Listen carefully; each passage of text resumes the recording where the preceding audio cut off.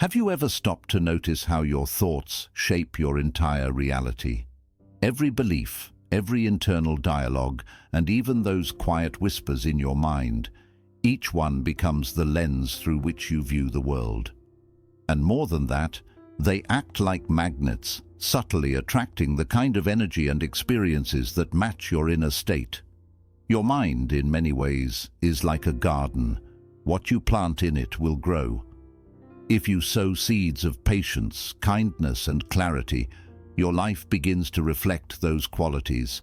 But if you constantly plant doubt, anger, or fear, those are the weeds that take over. The Buddha once said, "The mind is everything.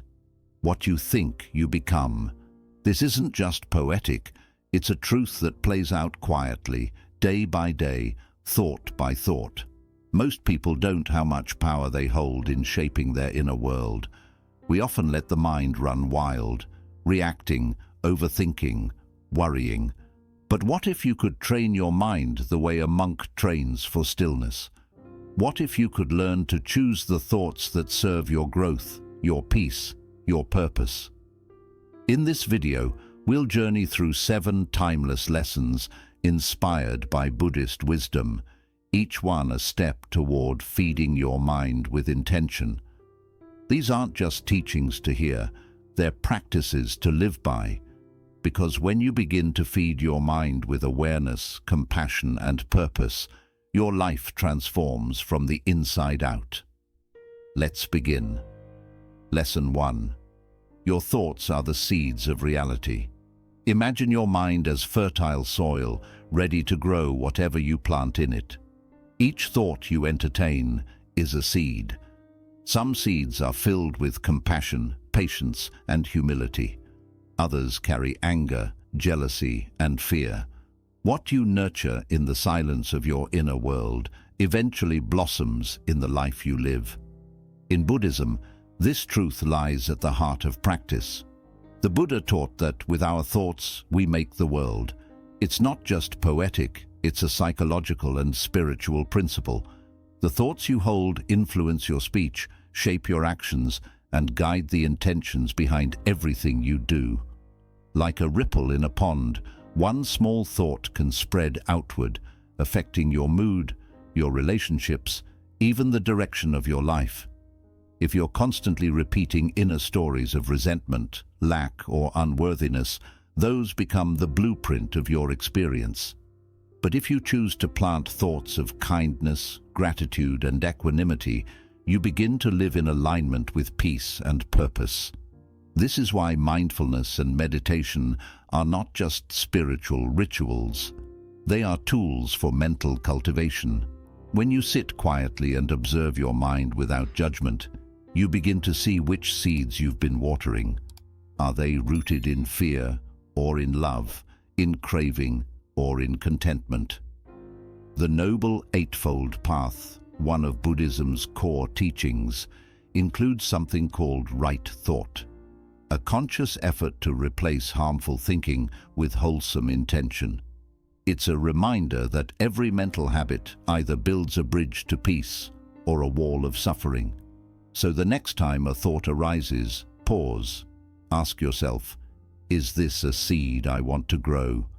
Because over time, those thoughts will take shape in your reality, in your words, in your choices, in the very fabric of your life.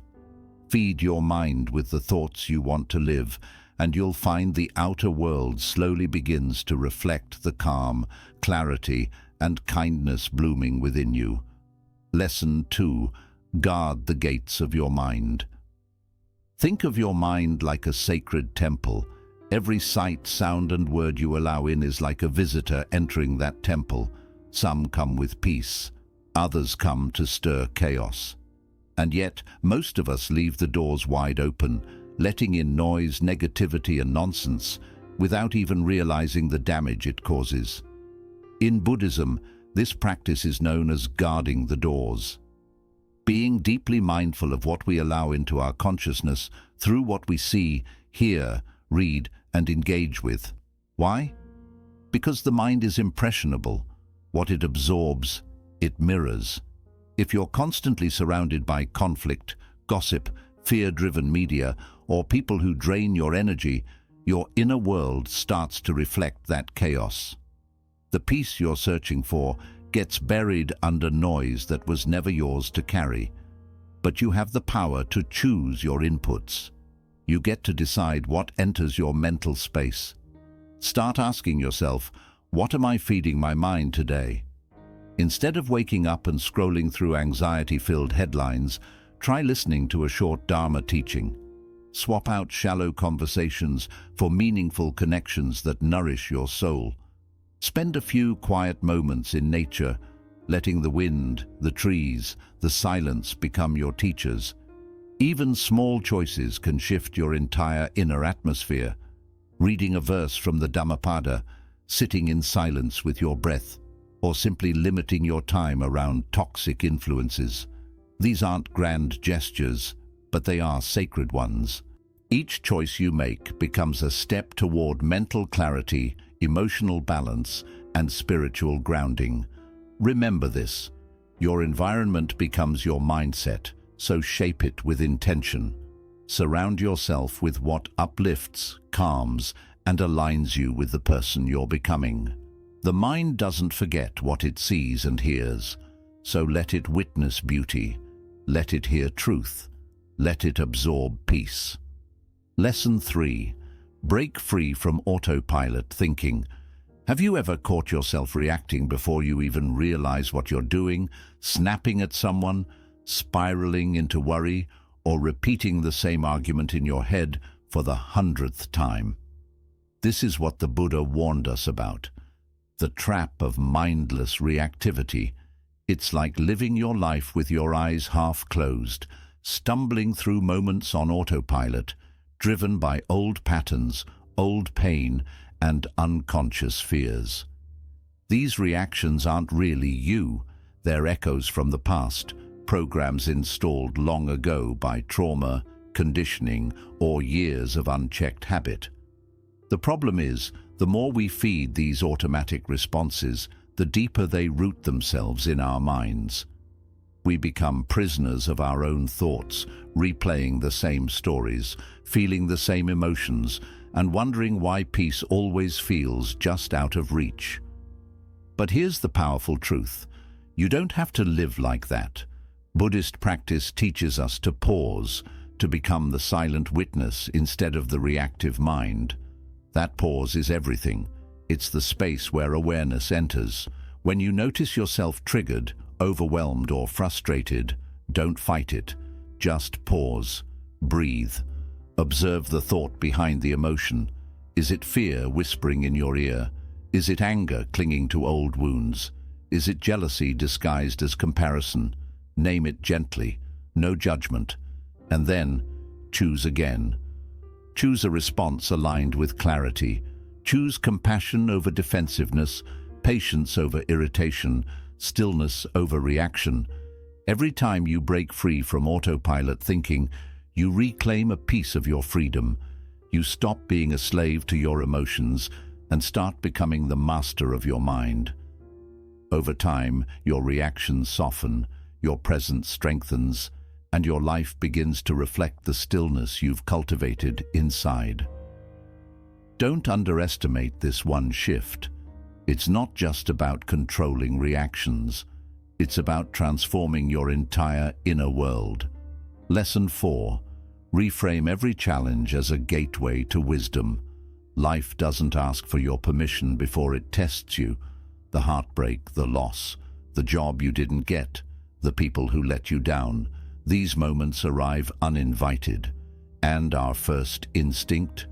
To resist, to ask, why is this happening to me? To turn away from pain and grasp for comfort. But Buddhism invites us to ask a different question. What if this suffering is not a curse, but a teacher? The Buddha never promised a life without pain. In fact, he called suffering the first noble truth. But he also gave us a way to understand it, to work with it, and even grow because of it. The lesson is simple, yet profound.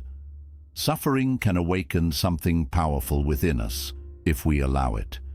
Think of Buddhist monks who train their minds by embracing discomfort, waking up before dawn, sitting still for hours, walking barefoot through cold streets. Why? Because they understand something many of us forget. That true strength is born in the fire of challenge. When we stop asking, "How do I avoid this pain?" and start asking, "What is this moment trying to teach me?" everything changes. Maybe the breakup is teaching you self-worth. Maybe the failure is showing you humility. Maybe the delay is building your patience. Maybe the loss is guiding you to let go. This shift in perspective doesn't erase the pain, but it reclaims your power within it. It says, "I will not run, I will not numb. I will sit with this discomfort and learn." This is how suffering becomes sacred, how wounds become windows, how darkness becomes the soil where wisdom grows. So the next time life gets heavy, don't close your heart. Open it. Let the challenge pass through you, not just over you. Ask gently, "What is life teaching me here?" Because when you feed your mind with this question, something beautiful begins to grow. Resilience, clarity, and a quiet strength that no storm can shake. Lesson 5. Make gratitude your daily ritual. Gratitude in Buddhism isn't just a polite response or a fleeting feeling. It's a practice, a form of mindfulness that gently brings us back to the present moment and reminds us, we already have enough. You see, the human mind is restless by nature. It constantly scans for what's missing. More success, more love, more peace, always reaching forward, always craving. The Buddha taught that this endless desire is the root of suffering. But what if there was a simple, silent act that could ease that suffering? That act is gratitude. When we practice gratitude, we're not just listing things we like, we're retraining the mind. We're choosing to pause and recognize what is, rather than what isn't. And that shift is powerful. It softens our cravings and fills our hearts with quiet contentment. Start small. Before you reach for your phone in the morning, breathe. Think of 3 things you're thankful for. The morning light spilling through your window, the quiet hush before the world awakens, the warmth of the bed that held you through the night. These aren't grand moments, they're ordinary. But in those ordinary moments lie extraordinary peace. And the more you practice this, the more your mind begins to notice the small blessings that once went unseen. This habit becomes even more sacred when life feels heavy. When the world seems to close in, the practice of gratitude becomes a light, revealing that even amid struggle, there is something good. Maybe it's a friend who checks in, a stranger's smile, a moment of stillness in a storm. Gratitude doesn't erase pain, but it softens it. It reminds us that joy and sorrow can exist side by side. That fulfillment isn't about having more, but about seeing clearly. Over time, something beautiful happens. Your mind begins to settle. The chase for something else begins to fade, and in its place grows a gentle appreciation for what is already here. This is not just a mental exercise, it's a spiritual awakening. Gratitude, practiced daily, can transform your inner world. It makes life feel fuller, calmer, more rooted in the present. And in this stillness, you begin to understand what the Buddha meant when he said, "Let us be grateful, for without gratitude, there is no peace." Lesson 6. Visualize the person you wish to become. In the Buddhist tradition, the mind is not just a mirror of the world, it is a garden. What we plant in it, we eventually become. And one of the most powerful tools for planting the seeds of transformation is visualization. But this isn't about simply fantasizing or wishful thinking. Visualization in Buddhism is a sacred practice, a mental rehearsal where we begin to embody our highest qualities before they fully bloom in our lives. Imagine for a moment that you're not just aiming for patience, you're living it. You see yourself in a moment of tension, not reacting, but breathing. You hear your voice, calm and steady. You feel warmth in your chest as you offer compassion instead of criticism. In that moment of visualization, you're not reaching for patience, you are already patient. This is the heart of bhavana, mental cultivation. Visualization is not passive, it's an intentional act of shaping the inner landscape. Just as a musician practices scales to master the instrument, we use mental imagery to master our thoughts, emotions, and behaviors. Neuroscience has even caught up with what Buddhist monks have known for centuries. Visualizing an act activates the same brain circuits as performing it. But this practice isn't just for monks or mystics. Anyone can do it. If your goal is inner peace, don't just wish for it, see it. Picture yourself walking through life's chaos with grace. See yourself in stressful situations, but unmoved, grounded like a mountain. Feel the steadiness in your breath, the clarity in your gaze.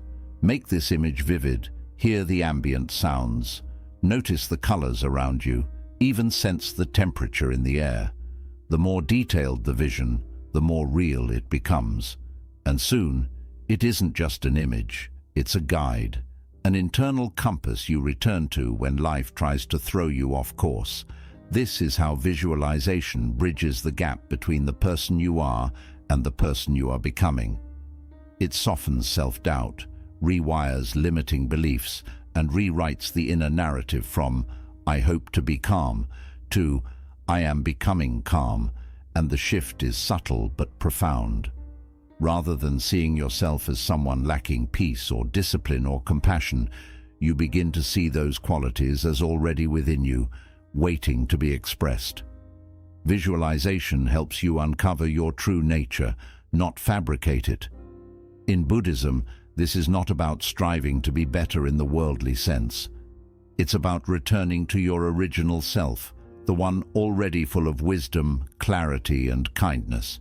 The Buddha never said you needed to add something to be whole. He taught that you simply need to uncover what's already there beneath the noise. Visualization is how we water the seeds of this inner wisdom. It's how we gently pull the weeds of doubt, fear, and distraction, and cultivate a mental environment where peace can grow. So take time each day to sit quietly and visualize not just your goals, but your essence. See yourself as the embodiment of patience, compassion, resilience. Picture yourself moving through the world with intention and grace. With each session, you're not chasing an illusion. You're becoming aligned with who you truly are. And as that image becomes clearer in your mind, it becomes more present in your life. Until one day, you're no longer trying to become the person you imagined. You are that person. Lesson 7. Cultivate the gentle power of self-compassion. In the journey toward inner peace, one of the most radical and transformative steps we can take is to treat ourselves with kindness. In Buddhism, self-compassion is not a luxury, it's a necessity. It's the ground upon which emotional healing and spiritual growth take root. The Buddha taught that to truly offer love and compassion to others, we must first extend it inward. And yet, for many of us, this is the hardest place to begin. We've been conditioned to believe that being hard on ourselves will push us forward, make us stronger, or protect us from failure. But what it often does is break us from within. Buddhist teachings remind us that self-criticism is like picking up a second arrow after already being struck by the first. Pain is a part of life, but the extra suffering we create through guilt, shame, or harsh self-judgment is not. Self-compassion, what Buddhism calls metta for oneself, is the practice of meeting our flaws and failures not with punishment, but with presence. It's the inner voice that says, "I see you. I know this is hard, and I'm still here with you." It starts by recognizing our shared humanity. Everyone stumbles, everyone suffers. And in that understanding, we realize we are never truly alone in our pain. Instead of pulling away from ourselves, self-compassion invites us to reconnect with who we are and with others around us. One of the most powerful ways to grow this quality is through metta bhavana, or loving-kindness meditation. It begins simply. You sit quietly and offer phrases of goodwill to yourself. May I be happy. May I be healthy. May I be at peace. At first, these words might feel strange or empty, but with time, they soften your inner world. They gently replace the sharp edges of self-judgment with warmth, with softness, with care. You may begin to notice your inner voice changing, no longer a harsh critic, but a kind companion. And this shift doesn't just bring comfort, it makes you stronger, because when life knocks you down, it's not criticism that helps you rise, it's compassion. Self-compassion also invites forgiveness, not just towards others, but toward ourselves. We all carry burdens from the past, mistakes, regrets, the weight of things we wish we had done differently. But Buddhism teaches that holding on to the past is like carrying a heavy sack on your back. It slows you down and dims your inner light. Forgiveness is how we put that weight down. This doesn't mean forgetting the past or pretending it didn't matter. It means seeing it clearly, learning from it, and then choosing to move forward, lighter, freer, and wiser. Just as important is the understanding of anatta, or non-self. This teaching reminds us that we are not a fixed identity. We are not defined by the worst thing we've done or the harshest thought we've ever had. We are always changing, always becoming. And when we truly accept this, we stop clinging to old versions of ourselves. We open the door to transformation. This mindset becomes a stable foundation. Instead of constantly seeking approval or fearing rejection, we learn to become our own source of support. In moments of doubt or failure, we can gently remind ourselves, I am still learning. I am still worthy. And in that space, resilience is born, not from pressure or force, but from self-acceptance. As we grow in self-compassion, we naturally begin to share it with others. We become more patient, more understanding of their imperfections, because we no longer demand perfection from ourselves. Our relationships deepen, our empathy expands, and the harshness that once filled our inner world softens, replaced by a quiet strength. In time, self-compassion becomes not just something we practice, but a way of living. It teaches us that gentleness is not weakness, it is strength with open arms. It's the courage to love ourselves, even in the moments when we feel unlovable. To begin again, even when we've stumbled. And most importantly, it gives us the power to nourish the mind with kindness. The Buddha said, "What we think, we become." If our inner world is filled with blame and bitterness, that is the world we carry wherever we go. But if we choose to feed our minds with loving, uplifting thoughts, we begin to create a life of peace, from the inside out. So ask yourself, what are you feeding your mind today? Every moment offers a choice. Choose compassion. Choose kindness. Choose the freedom that comes from standing on your own side. Embrace the present moment as your true home. In a world driven by speed, comparison, and endless striving, one of the greatest acts of healing and quiet rebellion is simply to be here now. The Buddha taught that true peace doesn't come from having more, doing more, or becoming more. It comes from fully arriving in this moment, just as it is, without needing to change it, escape it, or chase after the next thing. But how often do we truly live in the present? Most of the time our minds are elsewhere, regretting the past, worrying about the future, or chasing an ideal life that never quite arrives. This constant restlessness becomes a form of suffering, keeping us trapped in a cycle of dissatisfaction. Mindfulness is the practice that helps free us from this cycle. It's not just a technique, it's a way of living. It means showing up for your life, not only when things are calm or perfect, but in the ordinary moments, in the mess, in the stillness, and even in the noise. When you bring your full attention to the present moment, even the simplest things feel sacred. The warmth of your coffee, the sound of leaves rustling, the gentle rhythm of your breath. These ordinary moments become gateways to joy. You begin to see that peace was never far away. It was always right here, waiting for you to notice. This doesn't mean life suddenly becomes easy. Challenges will still arise. Emotions will still surface. But through mindfulness, you create space between what happens and how you choose to respond. You become less reactive, more grounded, and more aware of what's truly happening within you and around you. You stop chasing happiness like a moving target and instead begin to find it where it has always been, in the present moment. This is what it means to come home to yourself, to stop living in the past or the future, and to plant your feet firmly in the ground of now, to live from a place of stillness instead of constantly searching for it.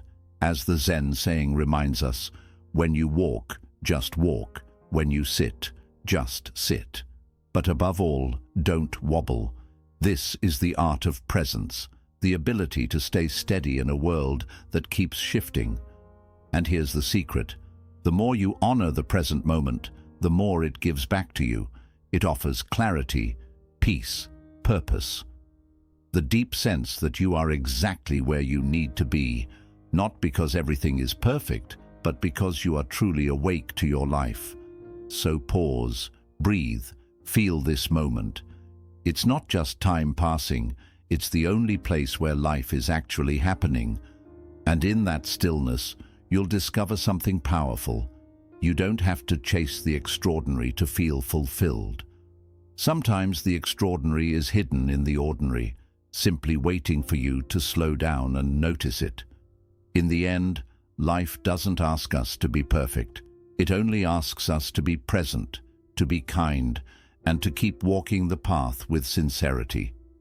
Each lesson we've shared today, whether it's practicing gratitude, visualizing inner peace, showing yourself compassion, or simply being present, is a step toward deeper freedom. Not the freedom the world promises, but the kind that rises from within. A freedom from craving, from harsh self-judgment, from the false belief that you need to become someone else to be enough. Remember, the Buddha didn't teach from a throne. He taught from stillness, from silence, from watching the human heart with kindness and wisdom.